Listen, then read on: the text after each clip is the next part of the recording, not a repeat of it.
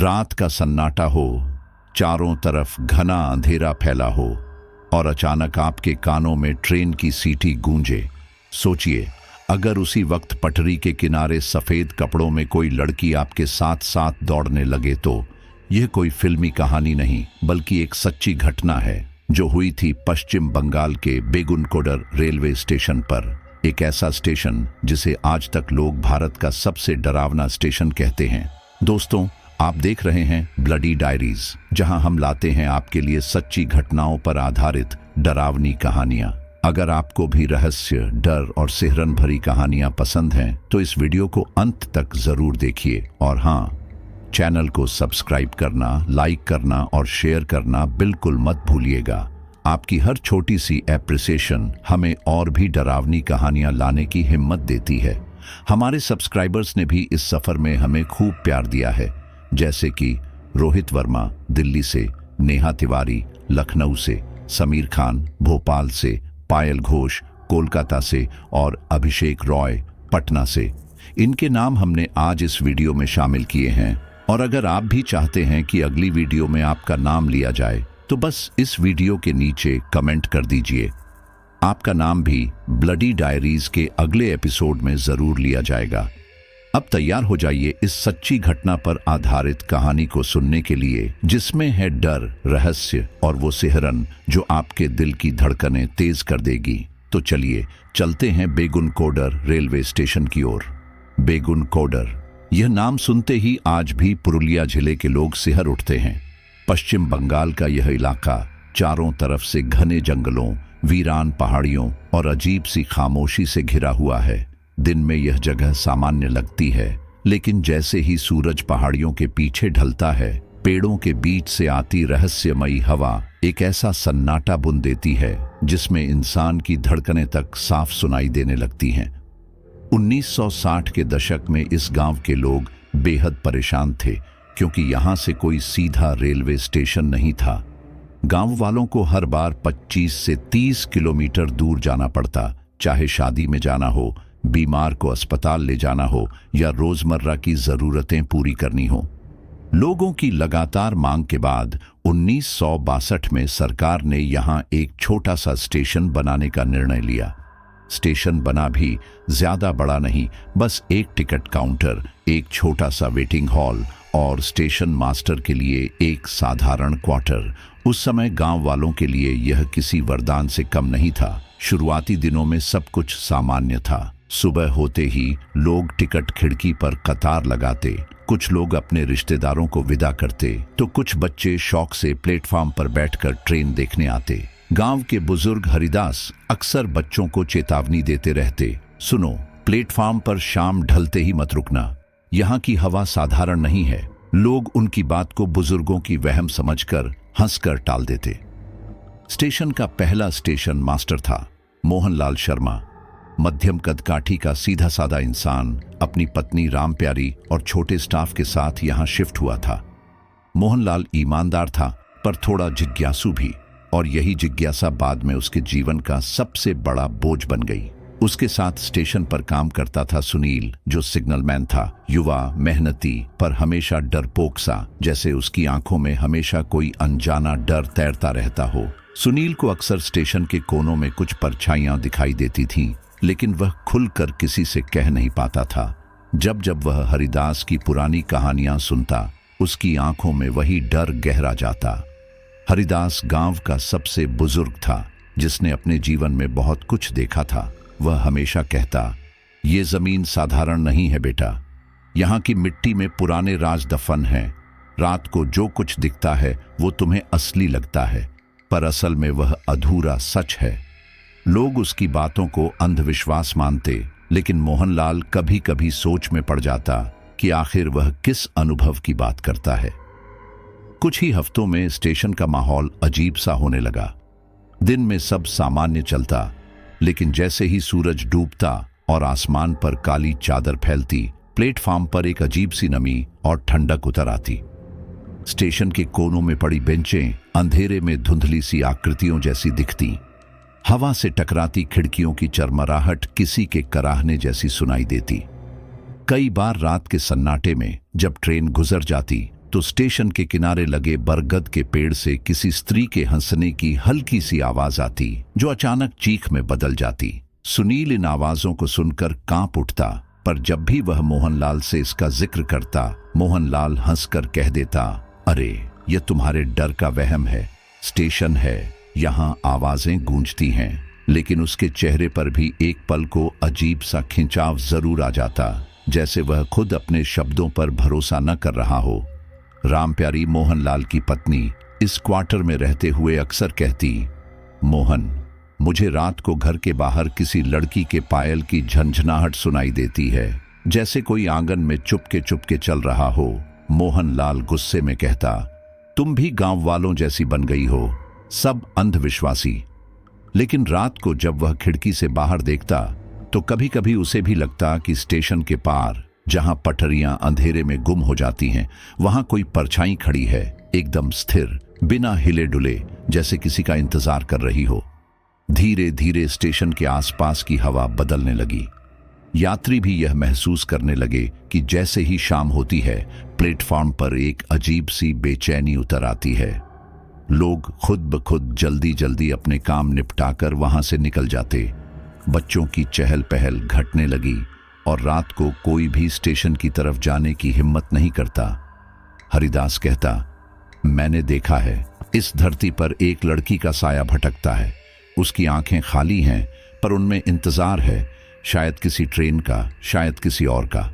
यह सुनकर गांव के युवा हंसते, बाबा, अब जमाना बदल गया है, भूत प्रेत कुछ नहीं होते।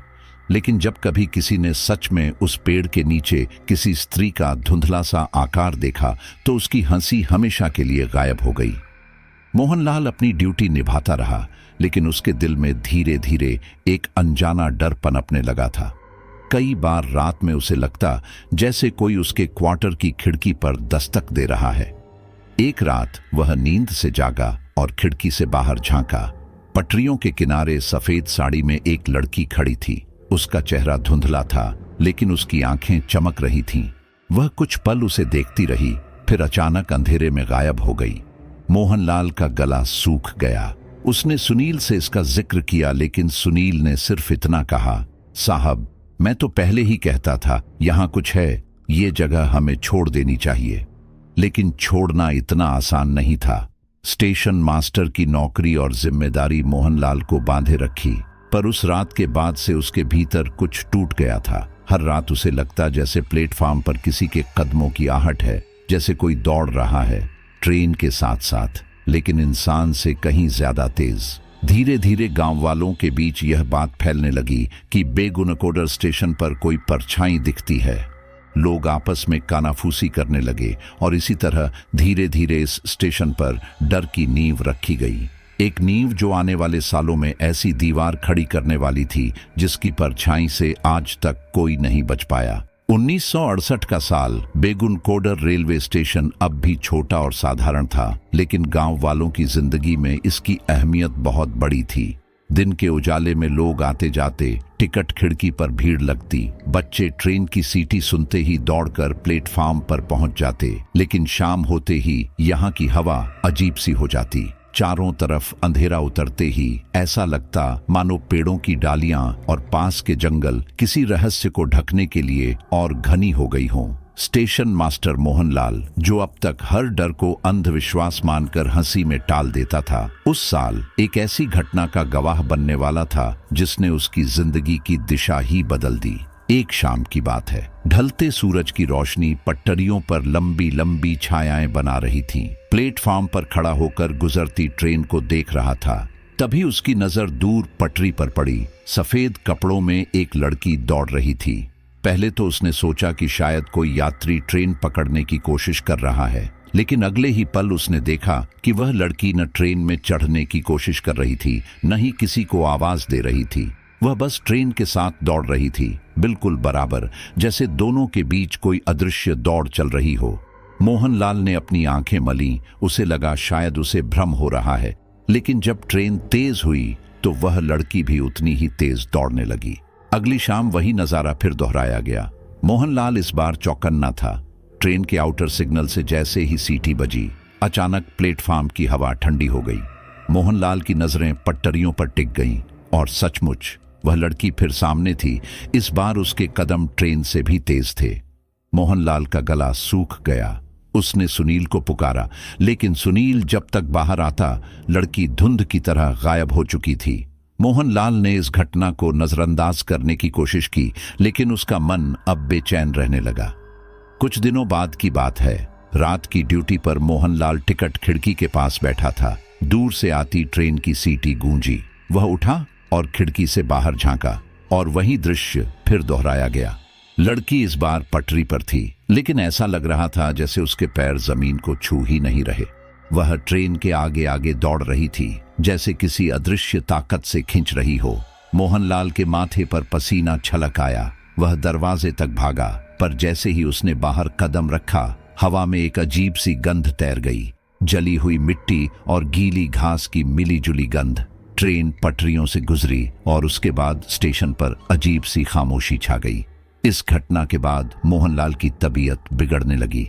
वह अक्सर बुखार से तपता, रात को नींद में बड़बड़ाता। वह दौड़ रही है, मैं देख रहा हूं, वह मुझसे आगे है। राम प्यारी उसे दवाई देती, लेकिन उसकी हालत धीरे धीरे और खराब होती गई। सुनील ने कई बार उसे समझाया, साहब यह सब छोड़ दीजिए, हम दोनों यहां से कहीं और चले जाते हैं, ये जगह ठीक नहीं है। लेकिन मोहनलाल अपनी ड्यूटी छोड़ने को तैयार नहीं था। उसे लगता था जैसे कोई उसे इस राज के और करीब खींच रहा है। गांव में धीरे धीरे अफवाह फैलने लगी।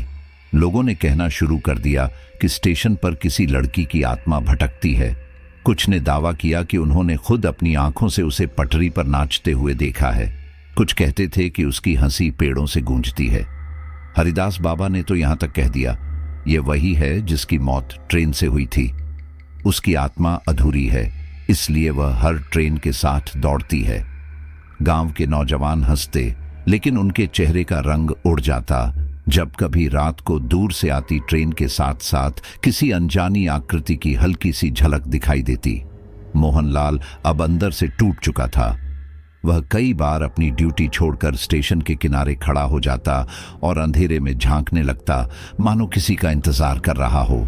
उसके चेहरे पर अजीब सी खोई हुई मुस्कान आ जाती और फिर अचानक डर से पीला पड़ जाता। उसकी पत्नी राम प्यारी हर रात रोते हुए भगवान से दुआ करती कि उसका पति इस डर से बच जाए, लेकिन नियति कुछ और तय कर चुकी थी। एक रात उसकी हालत अचानक और बिगड़ गई। तेज बुखार, कांपते हाथ और आंखों में अजीब सी चमक। उसने राम प्यारी का हाथ कसकर पकड़ा और बड़बड़ाने लगा, वह आई थी, वह पटरी पर थी, मैंने उसे देखा, वह मुझे बुला रही थी। उसी रात मोहनलाल ने आखिरी सांस ली। उसकी मौत अचानक और रहस्यमयी थी, जिसका कोई ठोस कारण डॉक्टर भी नहीं बता पाए। मोहनलाल की मौत के बाद गांव में डर का माहौल और गहरा गया। लोग कहने लगे कि स्टेशन मास्टर को उस आत्मा ने अपने साथ ले लिया। रेलवे के कर्मचारी भी अब वहां काम करने से कतराने लगे। रात के वक्त स्टेशन बिल्कुल वीरान रहने लगा और गांव वालों ने तो शाम ढलते ही स्टेशन की तरफ जाना ही बंद कर दिया। अब बेगुनाकोडर स्टेशन का नाम सुनते ही लोगों के चेहरे पीले पड़ जाते थे। हवा में हमेशा एक सवाल गूंजता, आखिर वह लड़की कौन थी? क्यों हर बार ट्रेन के साथ दौड़ती थी? और क्यों मोहनलाल उसी के नाम की रट लगाते लगाते अपनी जान गंवा बैठा? यह रहस्य और भी गहराता चला गया और बेगुनकोडर स्टेशन धीरे धीरे गांव वालों की जुबान पर भूतिया स्टेशन बनकर छाने लगा। मोहनलाल की रहस्यमयी मौत के बाद रेलवे ने जल्द ही एक नए स्टेशन मास्टर को बेगुनकोडर में पोस्ट कर दिया। उसका नाम था गोविंद प्रसाद। गोविंद पढ़े लिखे, सख्त स्वभाव वाले और अंधविश्वास को बिल्कुल न मानने वाले इंसान थे। उन्होंने गांव वालों की फुसफुसाहटें और डरावनी कहानियां सुनी, लेकिन उनके लिए यह सब सिर्फ कल्पना और अफवाहें थीं। जब पहली बार वे स्टेशन पहुंचे तो उन्हें अजीब सा सन्नाटा महसूस हुआ। दिन तो सामान्य दिखा, लोग टिकट खरीद रहे थे, बच्चे खेल रहे थे, पर जैसे ही सूरज पश्चिम की पहाड़ियों के पीछे ढला, स्टेशन की हवा अचानक भारी हो गई। पहली ही रात गोविंद ने वही देखा जो कभी मोहनलाल देखा करता था। आउटर सिग्नल से आती ट्रेन की आवाज गूंजी और पटरियों के पास अचानक सफेद साड़ी में एक लड़की दिखाई दी। वह ट्रेन के बराबर बराबर दौड़ रही थी। उसके बाल खुले थे और चेहरे पर धुंधली सी चमक थी। गोविंद की आंखें फटी की फटी रह गईं। वह समझ नहीं पा रहे थे कि यह कोई इंसान है या कोई परछाई। उन्होंने अपने होश को संभालते हुए खुद को समझाया कि शायद यह भ्रम है, लेकिन अगले ही दिन वही दृश्य फिर दोहराया गया। इस बार उन्होंने साफ देखा कि वह लड़की ट्रेन के इंजन से भी आगे निकल गई और फिर अचानक पटरी पर गायब हो गई। स्टेशन के बाकी कर्मचारी अब पहले से ही डरे हुए रहते थे। सिग्नलमैन सुनील, जो मोहनलाल के समय से यहां था, गोविंद को बार बार चेतावनी देता रहा, साहब, यह वही है, शशिकला की आत्मा, इसे हल्के में मत लीजिए। लेकिन गोविंद उसकी बातें अनसुनी कर देते। धीरे धीरे स्टेशन पर और अजीब घटनाएं घटने लगीं। कई बार आधी रात को वेटिंग हॉल से ढोलक और घुंघरुओं की आवाज आती, जैसे कोई स्त्री नाच रही हो। कर्मचारी दौड़कर देखते तो हॉल खाली होता, लेकिन फर्श पर हल्के हल्के पैरों के निशान दिखाई देते जो प्लेटफार्म तक जाते और फिर अचानक हवा में गायब हो जाते। गांव वाले भी अब यह सब देख सुनकर और डरने लगे। कई लोगों ने दावा किया कि उन्होंने स्टेशन के बड़े बरगद के पेड़ पर रात को उस लड़की को झूलते हुए देखा है। कुछ ने कहा कि वे ट्रेन की खिड़की से सफेद आकृति को प्लेटफार्म पर नाचते हुए देख चुके हैं। धीरे धीरे यह खबर पूरे इलाके में फैल गई कि बेगुनकोडर स्टेशन शापित है। लोग कहने लगे, जो रात में यहां रुका वह सुबह तक जिंदा नहीं रहा। हालांकि यह सच कितना था और अफवाह कितनी, कोई नहीं जानता, लेकिन डर इतना गहरा हो चुका था कि शाम होते ही स्टेशन सूना हो जाता। रेलवे कर्मचारियों के लिए अब यहां टिकना मुश्किल हो गया। टिकट कलेक्टर ने इस्तीफा दे दिया। 2 सिग्नलमैन अचानक तबीयत बिगड़ने के बाद यहां से भाग खड़े हुए। गार्ड और चपरासी तक डर से कांपने लगे। गोविंद ने कई बार अपने अधिकारियों को चिट्ठी लिखी कि यहां काम करना असंभव हो रहा है, लेकिन हर बार जवाब आया, तुम्हें अंधविश्वास छोड़कर ड्यूटी करनी चाहिए। पर जब एक रात गोविंद खुद अपने क्वार्टर में बैठा था और उसने खिड़की से देखा कि वही लड़की खुले बालों में प्लेटफार्म पर नाच रही है और उसकी आंखें सीधे उसकी ओर देख रही हैं, तब उसकी हिम्मत भी टूट गई। अगले ही दिन उसने ट्रांसफर की अर्जी दी और साफ लिख दिया, मैं कहीं भी पोस्टिंग ले लूंगा, पर बेगुनकोडर में वापस नहीं आऊंगा। इसके बाद वहां जितने भी स्टेशन मास्टर भेजे गए, किसी ने ज्यादा समय तक रुकने की हिम्मत नहीं की। कोई बीमार पड़कर भाग गया तो कोई पागलपन की हालत में। धीरे धीरे रेलवे भी समझ गया कि इस जगह पर कोई कर्मचारी टिक ही नहीं सकता। स्टेशन मास्टरों की बार बार की मौत और भागने की घटनाओं ने गांव वालों के दिलों में यह विश्वास और भी गहरा कर दिया कि यह जगह श्रापित है। गांव के लोग अब कहने लगे, यह शशिकला की आत्मा है। वह अपनी अधूरी यात्रा पूरी नहीं कर पाई और अब हर ट्रेन के साथ दौड़ती है। जो भी उसके रास्ते में आता है वह उसकी मौत बन जाती है। रात को गांव के लोग अपने दरवाजे अच्छी तरह बंद कर लेते और बच्चे तक खिड़कियों से बाहर झांकने की हिम्मत नहीं करते। बेगुनकोडर का नाम अब दूर दूर तक भूतिया स्टेशन के तौर पर फैलने लगा। इस डर का असर इतना गहरा था कि जब ट्रेनें बेगुनकोडर से गुजरती तो ड्राइवर जानबूझकर स्पीड बढ़ा देता। यात्री खिड़कियों के पर्दे खींचकर बैठ जाते। लोग कहते, अगर तुम्हारी नजर उस पर पड़ गई तो वह तुम्हें अपने साथ खींच लेगी। स्टेशन का प्लेटफार्म अब वीरान पड़ा रहने लगा। पेड़ों के बीच से आती हवा में हमेशा किसी के कराहने और हंसने की आवाजें घुली रहती। अब बेगुनकोडर सिर्फ एक स्टेशन नहीं था, बल्कि एक खौफनाक कहानी बन चुका था। और यह कहानी हर उस इंसान की जुबान पर थी जिसने कभी यहां कदम रखा था। डर का यह विस्तार इतना गहरा था कि लोग अब इसे सिर्फ अफवाह नहीं बल्कि सच्चाई मानने लगे। हर कोई यही कहता, यह जगह श्रापित है, यहां रात बिताने वाला सुबह तक जिंदा नहीं रहता। और इसी विश्वास ने बेगुनकोडर को भारत के सबसे डरावने रेलवे स्टेशनों में बदल दिया।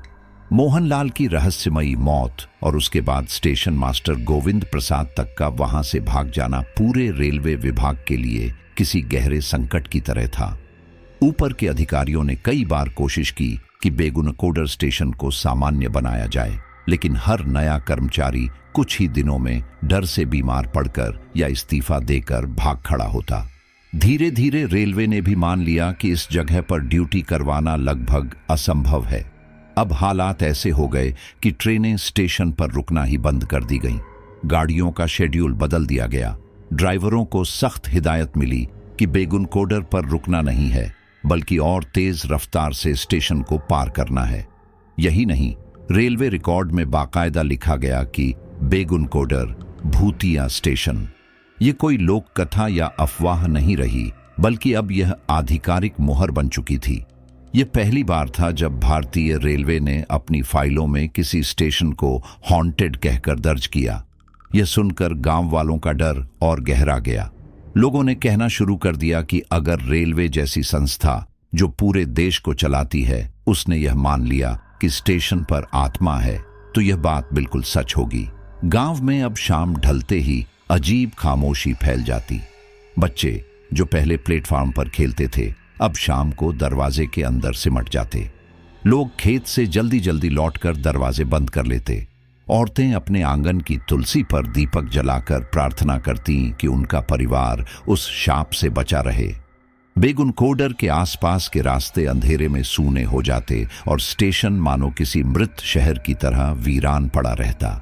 यात्रियों में इस जगह का खौफ और भी गहरा हो गया। ट्रेन में बैठने वाले लोग जैसे ही सुनते कि अगला स्टेशन बेगुनकोडर है, उनकी धड़कनें तेज हो जाती। खिड़कियों के पर्दे कसकर गिरा दिए जाते, दरवाजे बंद कर लिए जाते। कोई खिड़की से झांकने की हिम्मत नहीं करता, क्योंकि कहा जाता था अगर तुम्हारी नजर उससे मिल गई तो वह तुम्हें अपने साथ खींच ले जाएगी। कुछ यात्रियों ने दावा किया कि उन्होंने खिड़की से झांककर एक लड़की को पटरी पर दौड़ते हुए देखा है, कभी ट्रेन के साथ साथ और कभी प्लेटफार्म पर अकेले नाचते हुए। यह बातें सुनते ही और लोग और भी दहशत में आ जाते। ड्राइवरों की हालत भी अलग नहीं थी। कई लोग बताते हैं कि जब भी रात में ट्रेन बेगुनकोडर से गुजरती थी तो ड्राइवर इंजन की स्पीड और बढ़ा देते। कई बार ऐसा हुआ कि स्टेशन से 4 से 5 किलोमीटर पहले ही गार्ड और ड्राइवर दोनों खिड़कियां बंद कर लेते और आंखें न मिलाने की कोशिश करते। लोग कहते थे कि जैसे ही ट्रेन स्टेशन के पास पहुंचती, हवा अचानक ठंडी हो जाती और पटरियों के किनारे वहीं परछाई दिखाई देती। सफेद साड़ी, खुले बाल और आंखें जो सीधे तुम्हारी रूह में उतर जाएं। गांव वालों के बीच अब एक और अफवाह फैल गई थी। जो कोई भी रात को प्लेटफार्म पर रुक गया, वह सुबह जिंदा नहीं देखा गया। कई घटनाओं ने इस बात को और मजबूत कर दिया। एक बार 2 यात्री गलती से देर रात स्टेशन पर उतर गए थे। सुबह उनका कोई पता नहीं चला। गांव के लोग कहते हैं कि उन्होंने चीखें सुनी थीं, लेकिन जब खोजा गया तो प्लेटफार्म खाली था। केवल जमीन पर पायल की झंकार और खून के धब्बे मिले। चाहे यह सच था या लोगों की घड़ी हुई कहानी, लेकिन इसका असर इतना गहरा था कि किसी ने भी दोबारा ऐसी गलती करने की हिम्मत नहीं की। धीरे धीरे बेगुनकोडर का नाम पूरे इलाके में खौफ का पर्याय बन गया। स्टेशन की इमारत जर्जर होने लगी, दीवारों पर सीलन और काई जम गई। वेटिंग हॉल में धूल और मकड़ी के जाले छा गए। टिकट खिड़की सालों से बंद पड़ी रही। पेड़ पौधे प्लेटफार्म को ढकने लगे। रात के सन्नाटे में वहां सिर्फ झींगुरों की आवाज और कभी कभी गूंजती एक स्त्री की हंसी सुनाई देती, जो सुनने वाले के दिल को चीर जाती। रेलवे कर्मचारियों ने तो स्टेशन को लगभग छोड़ ही दिया था। ऊपर से आदेश भी आ चुका था कि यहां ट्रेन नहीं रुकेगी। गांव वालों ने इसे आत्मा की जीत और इंसानों की हार कहा। हरिदास बाबा अक्सर गांव के चौपाल पर बैठकर कहते, मैंने पहले ही कहा था, यह जमीन साधारण नहीं है। यहाँ पुरानी आत्माएं बंधी हैं जिन्हें कोई ताकत हरा नहीं सकती। और गांव के लोग सहमति में सिर हिला देते। अब बेगुनकोडर सिर्फ एक भूतिया स्टेशन नहीं रह गया था, बल्कि एक जीवित डर बन चुका था। यात्रियों के बीच इसकी कहानियां इतनी फैली कि दूर दराज के लोग भी इसे सुनकर कांप उठते। कहते थे, भारत में कई जगह भूतिया हैं, लेकिन रेलवे के रिकॉर्ड में दर्ज एकमात्र हॉन्टेड स्टेशन यही है। ये डर ही उसकी पहचान बन गया। इस तरह धीरे धीरे स्टेशन पूरी तरह सूना हो गया। दिन में भी वहां कम ही लोग भटकते और रात में तो वहां का नाम सुनते ही लोग कांप जाते। और यही खामोशी, यही वीरानी बेगुनकोडर को और भी रहस्यमयी बना देती। बेगुनकोडर स्टेशन के चारों ओर फैलते डर और खामोशी के बीच गांव के लोग अक्सर चौपाल पर इकट्ठे होकर धीमी आवाज में बातें करते। कोई कहता, ये सब अफवाह है तो कोई दावा करता कि उसने खुद अपनी आंखों से सफेद साड़ी वाली उस लड़की को देखा है। लेकिन इस रहस्य का सबसे गहरा हिस्सा गांव के बुजुर्ग हरिदास बाबा के पास था। वह बूढ़ा, सफेद दाढ़ी वाला, झुर्रियों से भरा चेहरा और आंखों में अनगिनत रहस्यों की परछाइयां लिए हर रोज चौपाल पर बैठा रहता। लोग कहते थे कि उसने अपने जीवन में वह देखा है जो औरों ने सिर्फ कहानियों में सुना। एक रात जब गांव के कुछ लड़के उससे उस आत्मा के बारे में पूछने लगे तो हरिदास बाबा ने भारी आवाज में कहना शुरू किया, तुम लोग सुनना चाहते हो कि वह लड़की कौन थी? तो सुनो। उसका नाम था शशिकला। हरिदास ने बताया कि शशिकला गांव की सबसे सुंदर लड़की थी। बड़ी बड़ी काली आंखें, लंबी चोटियां और चेहरे पर मासूमियत की चमक। वह गांव के हर मेले, हर त्योहार की जान होती। लेकिन उसकी किस्मत में कुछ और ही लिखा था। कहते हैं कि एक दिन वह अपनी मां के साथ ट्रेन पकड़ने स्टेशन की ओर जा रही थी। तभी अचानक तेज हवा चली और ट्रेन प्लेटफार्म से गुजरने लगी। शशिकला पटरी पार करने लगी और तभी उसका पैर फिसल गया। अगले ही पल एक चीख गूंजी और गांव के लोग दौड़े तो देखा कि उसकी देह पटरियों पर बिखरी पड़ी थी। सब कहते हैं कि यह एक हादसा था, लेकिन कुछ गवाहों का कहना था कि उसने गिरने से पहले मदद के लिए हाथ उठाया था, जैसे किसी ने उसे धक्का दिया हो। यह बात रहस्य बन गई। कुछ लोग कहते थे कि शशिकला गांव के एक अमीर जमींदार के बेटे के साथ भागना चाहती थी। उसकी मां इस रिश्ते के खिलाफ थी। शायद उसी दिन वह किसी को मिलने जा रही थी और तभी यह हादसा हुआ। लेकिन कुछ लोग मानते थे कि यह महज एक दुर्घटना थी। जो भी सच्चाई हो, मौत बेहद दर्दनाक और अचानक थी और यही वजह थी कि उसकी आत्मा को शांति नहीं मिली। हरिदास ने गहरी सांस लेते हुए कहा, उसकी आत्मा हर रात लौटती है, अधूरी यात्रा पूरी करने के लिए। वह जिस ट्रेन को पकड़ना चाहती थी, शायद उसकी तलाश में आज भी हर गाड़ी के साथ दौड़ती है। उसका मन कहीं जाने को बेचैन था, पर शरीर छूट गया। इसलिए उसकी परछाई अब हर उस यात्री को डराती है जो इस प्लेटफार्म से गुजरता है। उसके शब्दों के साथ ही वहां बैठे सभी लोगों की रूह कांप गई। लेकिन कहानी यहीं खत्म नहीं होती। धीरे धीरे गांव में यह चर्चा होने लगी कि शशिकला की मौत महज हादसा नहीं थी। कुछ औरतें कहती कि उन्होंने उस दिन देखा था कि प्लेटफार्म पर खड़ा कोई आदमी अचानक उसके करीब आया और फिर अगले ही पल वह पटरी पर गिर पड़ी। कौन था वह? किसी ने उसका चेहरा साफ नहीं देखा। क्या यह महज कल्पना थी या किसी ने सच में उसे धक्का दिया था?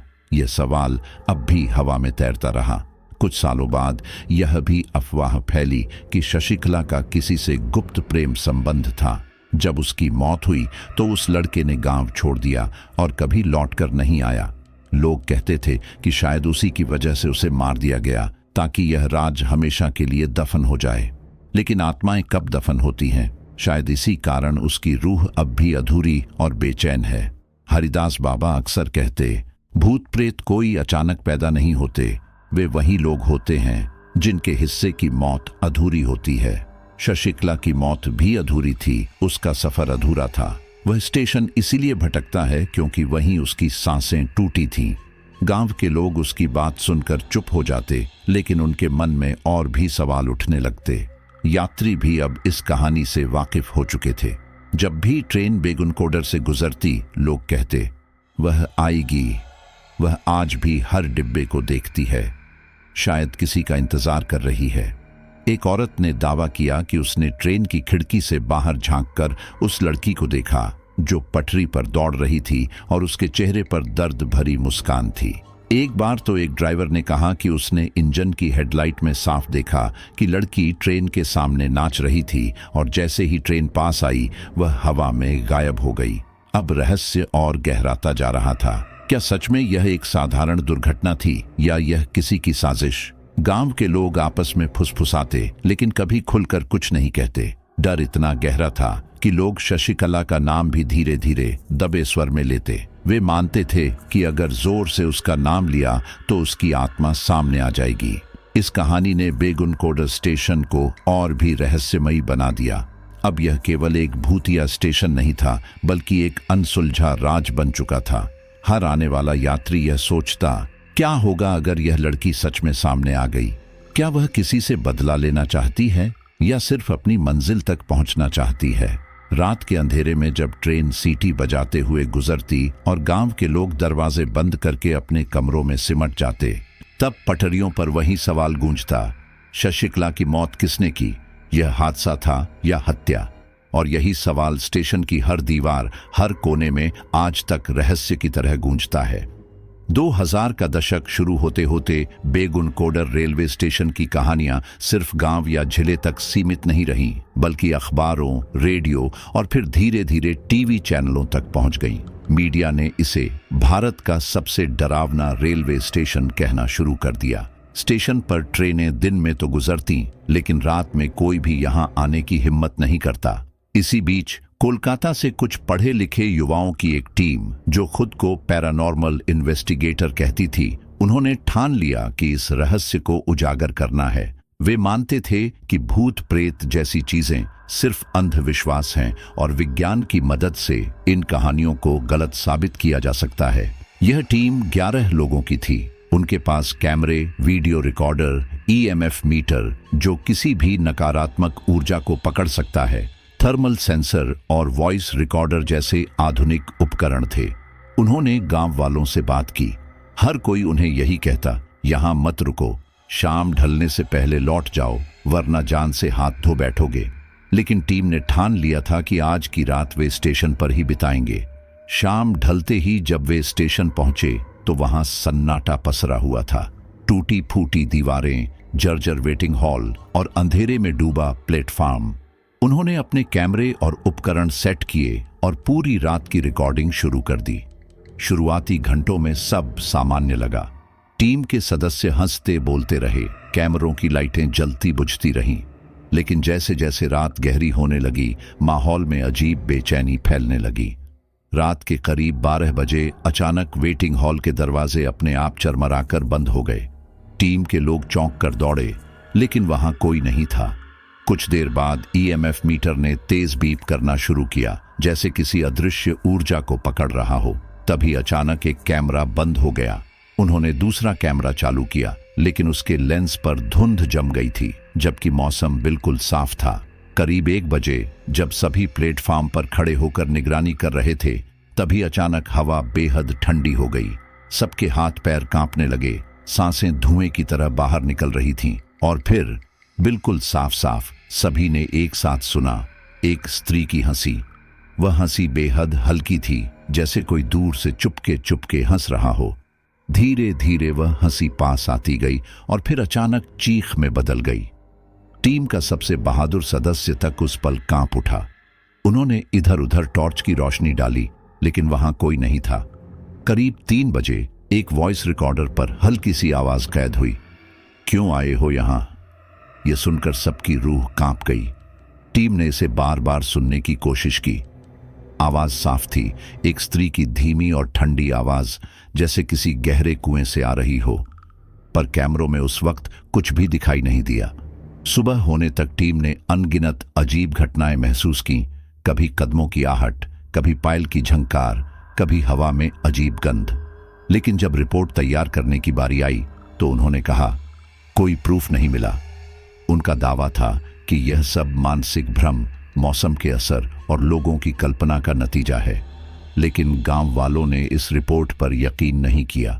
वे कहते, सच दबा दिया गया है। अगर वे सच्चाई बताते तो शायद उन्हें भी जान से हाथ धोना पड़ता। कुछ लोगों का मानना था कि टीम को डर इतना गहरा लगा कि उन्होंने अपनी इज्जत बचाने के लिए कोई प्रूफ नहीं लिख दिया। फिर भी इस जांच ने रहस्य को खत्म करने की बजाय और गहरा दिया। अगर वहां कुछ नहीं था तो फिर कैमरे क्यों बंद हुए? अचानक ठंड क्यों बढ़ गई? और वह हंसी, वह आवाज जो रिकॉर्ड हुई, वह क्या थी? ये सवाल आज भी अनुत्तरित है। इस घटना के बाद बेगुनकोडर स्टेशन और भी मशहूर हो गया। लोग अब कहते, देखो, विज्ञान वाले भी आए थे पर वे भी कुछ नहीं कर पाए। इससे स्टेशन की दास्तान और भी डरावनी लगने लगी। अब यह जगह सिर्फ एक अफवाह नहीं, बल्कि एक पहेली बन चुकी थी, जिसका जवाब न विज्ञान दे पाया, न धर्म। और यही पहेली बेगुनकोडर की रातों को और भी सिहरन भरी बना देती। साल 2009, पूरे 42 साल बाद जब देश की राजनीति और समाज बदल चुका था, तब भी बेगुनकोडर रेलवे स्टेशन अपनी वीरानी और रहस्य के बोझ तले दबा हुआ था। लेकिन उस समय देश की रेल मंत्री बनी ममता बनर्जी ने घोषणा की कि इस स्टेशन को दोबारा खोला जाएगा। गांव वालों को उम्मीद की किरण दिखी। अखबारों ने इसे स्टेशन का पुनर्जन्म कहकर खबर छापी और अधिकारियों ने इसे सरकार की बड़ी उपलब्धि बताया। महीनों तक स्टेशन की साफ सफाई हुई, टूटी हुई दीवारों पर चूना पुता गया, प्लेटफार्म की मरम्मत की गई और वहां फिर से ट्रेन रुकवाने की तैयारी पूरी की गई। सितंबर 2009 की एक सुबह आखिरकार यह हुआ। हटिया खड़गपुर पैसेंजर ट्रेन यहां रुकी। कुछ यात्री उतरे, कुछ चढ़े और गांव वालों ने तालियां बजाकर खुशी जताई, मानो दशकों पुराना डर खत्म हो गया हो। लेकिन डर इतनी आसानी से खत्म नहीं होता। ये बात जल्द ही सबको समझ आ गई। रेलवे ने साफ कर दिया कि ट्रेनें यहां सिर्फ दिन के उजाले में रुकेंगी, लेकिन शाम 5 बजे के बाद नहीं। वजह पूछने पर बस इतना कहा गया कि सुरक्षा कारणों से रात की ट्रेनों को आगे बढ़ा दिया गया है। लेकिन गांव वालों और पुराने कर्मचारियों को पता था कि असली वजह कुछ और है। आज भी जैसे ही शाम ढलने लगती, स्टेशन पर एक अजीब खामोशी उतर आती। टिकट खिड़की बंद हो जाती, कर्मचारी जल्दी जल्दी घर लौट जाते और प्लेटफार्म पर सिर्फ हवा की सरसराहट बाकी रह जाती। नए रेलवे कर्मचारियों ने भी यहां आकर अजीब अनुभव महसूस किए। एक ने कहा कि उसने रात की शिफ्ट में वेटिंग हॉल में किसी के कदमों की आहट सुनी थी, जबकि वहां कोई नहीं था। दूसरे ने बताया कि स्टेशन के बड़े बरगद के पेड़ के नीचे देर शाम उसे लगा कि कोई औरत सफेद कपड़ों में खड़ी है, और जब उसने नजरें दोबारा डाली तो वहां कुछ नहीं था। तीसरे कर्मचारी ने तो साफ कहा, यहां सचमुच कुछ है जिसे न हम देख सकते हैं न छू सकते हैं, पर उसकी मौजूदगी हमें हर वक्त महसूस होती है। यात्रियों की हालत भी अलग नहीं थी। कई लोगों ने बताया कि जब ट्रेन दिन में यहां रुकती है तो प्लेटफार्म पर कदम रखते ही अचानक ठंडी हवाएं चलने लगती हैं। यह ठंड मौसम की नहीं होती, बल्कि किसी अदृश्य ताकत की लगती है। कुछ यात्रियों ने तो यहां तक कहा कि उन्हें ऐसा महसूस हुआ जैसे कोई पीछे पीछे चल रहा हो। एक महिला ने दहशत भरी आंखों से कहा, मैंने साफ सुना कि कोई पायल पहनकर मेरे पीछे आ रहा है, लेकिन जब पीछे मुड़ी तो प्लेटफार्म पर सिर्फ सन्नाटा था। इन सब अनुभवों ने यह साबित कर दिया कि स्टेशन का डर आज भी जिंदा है। दिन के उजाले में ट्रेनें रुकती हैं, बच्चे प्लेटफार्म पर दिख जाते हैं और गांव वाले राहत की सांस लेते हैं। लेकिन जैसे ही घड़ी की सुइयां 5 बजाती हैं, पूरा माहौल बदल जाता है। कर्मचारी खुद कहने लगे, हम यहां दिन में जितना भी काम कर लें, पर रात में यहां एक पल भी नहीं रुक सकते। यही वजह है कि बेगुनकोडर का पुनर्जीवन अधूरा सा रहा। लोग मानते हैं कि स्टेशन खुल तो गया है, लेकिन आत्मा अब भी वहीं है, अपनी अधूरी यात्रा पूरी करने के लिए। डर का यह सिलसिला खत्म नहीं हुआ। अब यह जगह 2 चेहरों वाली हो गई है। दिन में रौनक और हलचल, लेकिन रात में वही पुराना सन्नाटा, वही अनजानी आहटें, वही रहस्य। आज भी जब कोई ट्रेन दिन में यहाँ रुकती है और यात्री प्लेटफार्म पर उतरते हैं, तो उन्हें लगता है मानो दीवारों पर, पुराने बरगद के पेड़ पर और खाली वेटिंग हॉल में कोई आंखें उन्हें घूर रही हैं। और जैसे ही शाम ढलती है, यह सब और भी गहरा हो जाता है। डर और रहस्य का यह संगम बेगुनकोडर को वह पहचान देता है जो और कहीं नहीं मिलती। दिन में खुला, रात में बंद। यह वाक्य अब सिर्फ एक चेतावनी नहीं, बल्कि इस स्टेशन का सच बन चुका है। बेगुनकोडर स्टेशन का नाम आज भी गांव वालों की जुबान पर आते ही एक सिहरन पैदा कर देता है। दशकों से यहाँ के लोग मानते आए हैं कि यह जगह किसी साधारण स्टेशन की तरह नहीं, बल्कि एक अधूरी आत्मा का ठिकाना है। बूढ़े हरिदास बाबा की कहानियों से लेकर छोटे बच्चों की फुसफुसाहट तक सब यही कहते हैं कि रात ढलते ही स्टेशन की जमीन पर कोई अदृश्य साया जाग उठता है। कई बुजुर्ग अब भी कसमें खाते हैं कि उन्होंने सफेद कपड़ों में एक लड़की को पटरियों पर दौड़ते देखा है। कोई कहता है कि उसने उसे बरगद के पेड़ के नीचे खड़ा देखा, तो कोई दावा करता है कि उसने उसकी पायल की झंकार सुनी है। हर गवाही अलग है, लेकिन सब में एक बात समान है, यह आत्मा सचमुच यहाँ मौजूद है। यात्रियों के अनुभव भी कम चौंकाने वाले नहीं हैं। कई बार दिन की ट्रेनों में सफर करने वाले लोगों ने बताया कि जैसे ही गाड़ी बेगुनकोडर के प्लेटफार्म पर रुकती है, अचानक ठंडी हवा का झोंका आता है जो बाकी स्टेशनों पर महसूस नहीं होता। कुछ ने कहा कि उन्हें लगा मानो कोई उनके पीछे पीछे चल रहा है। यहां तक कि कई लोग ट्रेन की खिड़की से बाहर देखते हुए अचानक चौंक पड़े। उन्होंने दावा किया कि उन्होंने एक लड़की को पटरियों के किनारे दौड़ते देखा, लेकिन अगले ही पल वह गायब हो गई। कई यात्री तो इस डर से खिड़की से बाहर देखना ही बंद कर देते हैं। रेलवे स्टाफ की कहानियां भी उतनी ही डरावनी हैं। यहां पोस्ट हुए नए कर्मचारी अक्सर शुरू में बहादुरी दिखाते हैं, लेकिन कुछ ही दिनों बाद वे धीरे धीरे बदलने लगते हैं। कोई कहता है कि रात की शिफ्ट में उसने स्टेशन मास्टर के कमरे के बाहर किसी औरत की छाया देखी, जबकि वहां कोई नहीं था।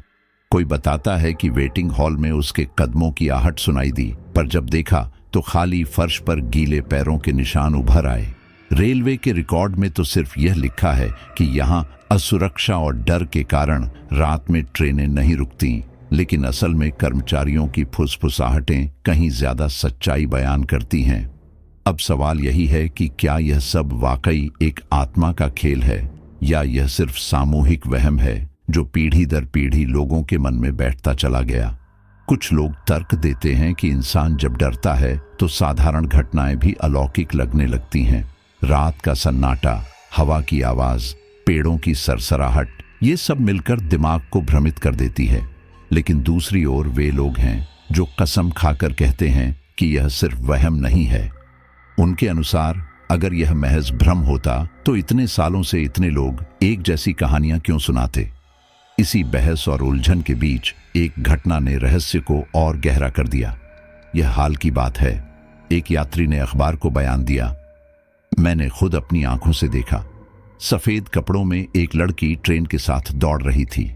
पहले मुझे लगा कोई पागल है, लेकिन जैसे ही ट्रेन ने स्पीड पकड़ी वह और तेज दौड़ने लगी।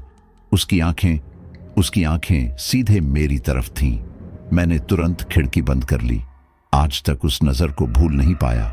उसका बयान सुनकर अखबार के पाठकों के रोंगटे खड़े हो गए। इस घटना के बाद फिर वही सवाल गूंज उठा, अगर यह सब भ्रम है तो इतने लोग एक जैसी बातें क्यों कहते हैं? अगर यह सच है तो वह आत्मा आखिर चाहती क्या है? क्या वह सिर्फ अपनी अधूरी यात्रा पूरी करने के लिए यहां भटक रही है, या उसके साथ कोई और गहरा राज जुड़ा है जिसे अब तक कोई सुलझा नहीं पाया? आज भी बेगुनकोडर स्टेशन का सच अधूरा है। दिन में यहाँ ट्रेनें रुकती हैं, यात्री चढ़ते उतरते हैं, बच्चे हंसते खेलते हैं, लेकिन जैसे ही शाम ढलती है स्टेशन दोबारा उसी पुराने डर की गिरफ्त में आ जाता है। कर्मचारी 5 बजे के बाद प्लेटफार्म पर कदम नहीं रखते। यात्री खिड़कियों दरवाजों को कसकर बंद कर लेते हैं और गांव के लोग दूर से इस स्टेशन की ओर देखना तक बंद कर देते हैं। कहानी यहाँ खत्म तो होती है, लेकिन अधूरी छोड़ जाती है। यह अधूरापन ही बेगुनकोडर की असली पहचान है।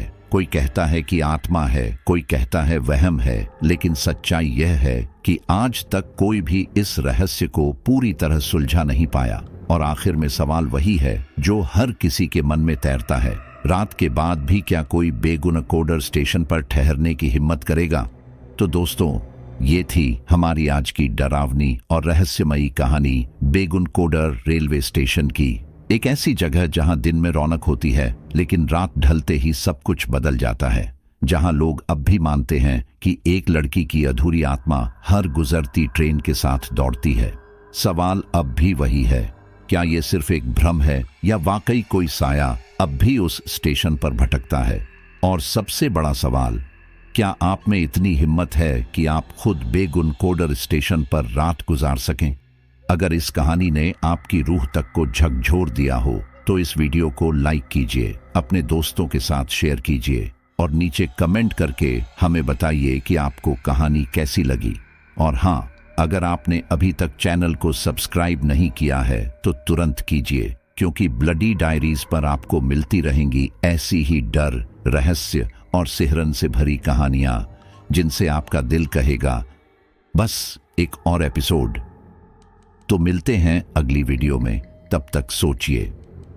जब भी कोई ट्रेन की सीटी रात के सन्नाटे में गूंजे तो क्या वाकई वो सिर्फ आवाज है या कोई आपको अपनी अधूरी यात्रा में बुला रहा है?